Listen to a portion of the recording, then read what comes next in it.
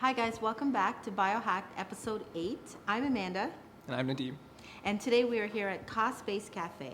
We haven't actually done an episode on food and biohacking, and today we're going to talk about how important food has been, especially in your lifestyle. How important has that been? Well, food and nutrition are one of the main pillars of biohacking, as we use food to fuel us and give us the energy to be able to function optimally.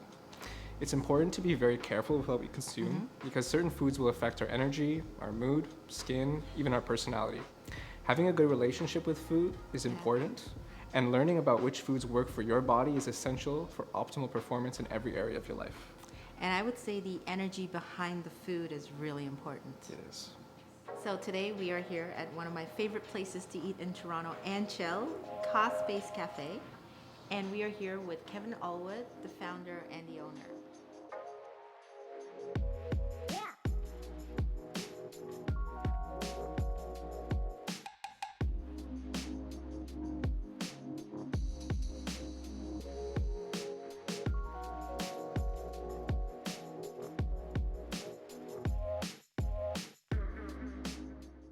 Hi, I'm Kevin Allwood. I'm actually supposed to say I am the owner of this space and I'm the owner of this business.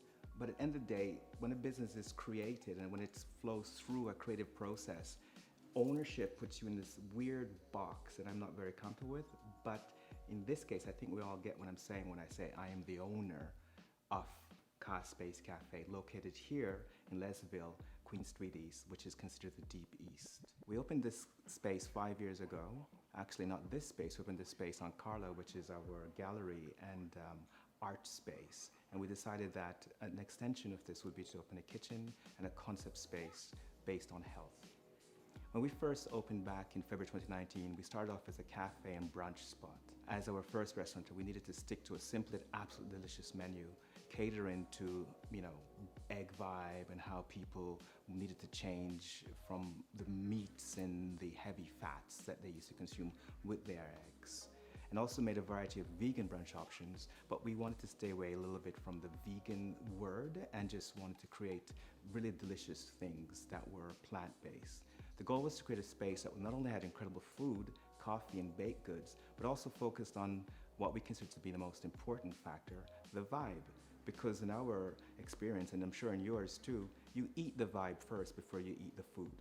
The interesting thing is when COVID occurred, we decided not to close because KASPACE Cafe was open to serve. So while all the spaces closed down one after the other along the street, like one of those weird movies where the lights went off, we were that one light that went and flickered on. We tried to give away the food, we tried to give away the coffees, we tried to give everything away because most people showed up here literally crying.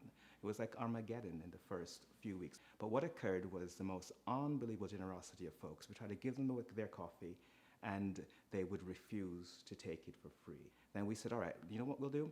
You can leave a tip for the staff that's at home. And then people were paying $50 for an Americano. They were just unbelievably generous. Now, moving forward, we decided to create, not Jamaican, because, food is food at the end of the day, and even Jamaican food, a lot of this stuff comes from Africa and comes from the context of slavery, where you had to mix everything together, and most of the stuff that were throwaway food is what was eaten. So when we say Jamaican cuisine, we're talking about cuisine that is indigenous to different areas of the world, but perfected in Jamaica. So we chose to go into Jamaican cuisine, and the first one we started with was ackee and saltfish. And we changed that to ackee and salted tofu. A lot of folks, which is interesting, I didn't realize this, but most of my black brothers and sisters have never even tasted tofu, much less to mention it. Thought it was like some kind of a martial arts thing. So the tofu became the saltfish. But we actually created it using every single thing organic. Now move away from saltfish and the tofu, and now we've created saltfish, which is another dish, which is a Jamaican dish, and that's used organic palm hearts. Just recently, we've also launched something that is mind-blowing. Oxtail, yes. We didn't want to call it moxtail because I really wanted you to have the memory of oxtail when you're eating it. It's done, cooked down, it's done in the same vibe as the traditional oxtail, but we use eggplant. The dish has a very, very, very common thread, which is Scotch bonnet peppers. which is native of Jamaica, and obviously it's quite spicy, but what it does, if it's done correctly, if you put it into the oils and glucose of the onions when you're marinating that, it creates a soft heat, not a burning heat. So that's the thread that everybody loves, and it keeps you coming back for more. So, Kevin, do you have a minute to kind of tell us in Z Yes. what we have here? Do you want to go for it, Z? Okay, well, what you guys have, you have the vegan saltfish over here made with the palm hearts, the rice and peas made with coconut milk, you got some kidney beans, roti skin, and the festival.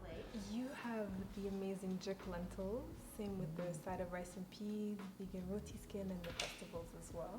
We have the famous ackee and salted tofu with the rice and peas, Looking and then we good. did some festivals. That and looks this delicious. is our new favorable Mine. dish. The plant-based oxtail. Takes about 3 hours to make it. Base Yes. oxtail. Plant-based oxtail. Is that even possible? Oh, yes. It's It possible. is. Okay. It wasn't until it became possible. Exactly. Well, a lot of folks that are eating plant-based, especially in the context of the Caribbean feeling, they're beginning to really love it because plant-based, except for Yes. the oxtail technically, Right. is just like ackee is a fruit. Yes. Lentil is lentils, legume.